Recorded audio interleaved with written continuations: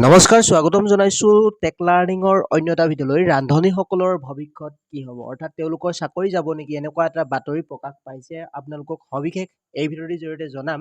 তেওঁলোকে ৰান্ধনীসকলৰ যি কাম হয়, সেই কাম এটা বহিৰাগত NGOক দিবলৈ বিচাৰিছে। অৰ্থাৎ একে ঠাইতে বহু স্কুলৰ যি ভাত হয়, তেওঁলোকে তাতেই ৰান্ধি গাড়ীত পঠাই দিয়া হ'ব বুলি তেখেতলোকে উল্লেখ কৰিছে। তো বহিৰাগত এটা NGOক, অৰ্থাৎ অসমৰ যি ৰান্ধনীসকলৰ কাম বহিৰাগত এটা NGOক তেওঁলোকে দিবলৈ বিচাৰিছে। তো সম্পূৰ্ণ সবিস্তাৰে ভিডিঅ'টিৰ জৰিয়তে চাই গম পাব। তো যদিহে আপোনালোকে এই চেনেলত পোনপ্ৰথমবাৰৰ বাবে আহিছে, তেনেহ'লে চেনেলটি ছাবস্ক্ৰাইব কৰি ল'ব আৰু কাষৰ বেল আইকনটো প্ৰেছ কৰিবলৈ নাপাহৰিব। আহক আজিৰ ভিডিঅ'টি আৰম্ভ কৰোঁ।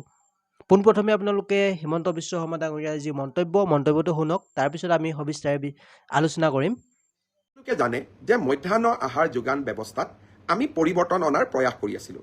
কামৰূপ, বিশেষকৈ গুৱাহাটী, কামৰূপ আৰু কামৰূপ মেট্ৰ' আৰু যোৰহাট জিলাত আমি অক্ষয় পাত্ৰ ফাউণ্ডেশ্যনৰ সৈতে লগ লাগি চেণ্ট্ৰেলাইজ কিটচেনৰ জৰিয়তে মধ্যাহ্ন আহাৰ যোগান ধৰাৰ বাবে আমি এখন আঁচনি ৰূপায়ণ কৰি আহিছিলোঁ।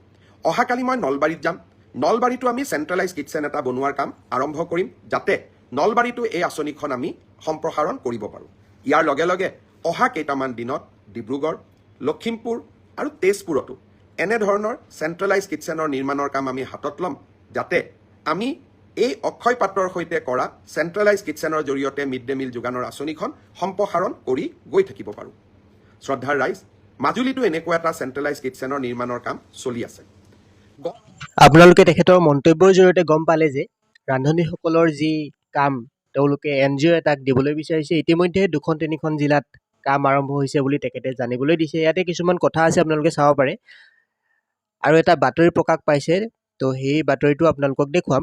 ইয়াতে দেখিছে আপোনালোকে, লাখ লাখ নিবনুৱাক সংস্থাপনৰ প্ৰতিশ্ৰুতি দিয়াৰ বিজেপি চৰকাৰখনে এতিয়া নিযুক্তি দিয়াৰ বিপৰীতে সমগ্ৰ অসমত অতি কম মজুৰিতে প্ৰাথমিক আৰু উচ্চ প্ৰাথমিক বিদ্যালয়ৰ মধ্যাহ্ন ভোজনৰ ৰান্ধনী সহায়িকা হিচাপে নিয়োজিত হৈ থকা লাখ লাখ মহিলাক আঁতৰাই কোনোবা অসমৰ বাহিৰৰ NGOক এই দায়িত্ব প্ৰদান কৰিব বিচাৰিছে।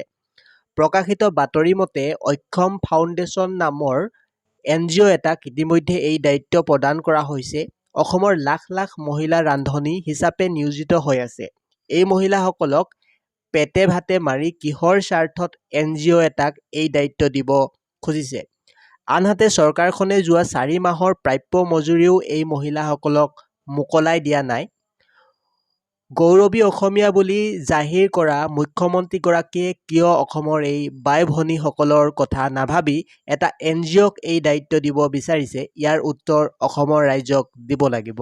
তেখেতৰ মন্তব্য আৰু এই লিখনিসমূহৰ পৰা গম পোৱা গৈছে যে তেখেতলোকৰ যি কাম বা তেখেতলোকৰ ৰন্ধাৰ যি কাম হৈছে, ইতিমধ্যে তেওঁলোকে 2-3খন জিলাতেই সীমাবদ্ধ নাৰাখি আৰু জিলাত তেওঁলোকে এই কাম আৰম্ভ কৰিব। অৰ্থাৎ এটা NGOক, বহিৰাগত এটা NGOক তেওঁলোকৰ দায়িত্ব অৰ্পণ কৰিব বুলি মুখ্যমন্ত্ৰী ডাঙৰীয়াই নিজেই মন্তব্যত দাঙি ধৰিছে।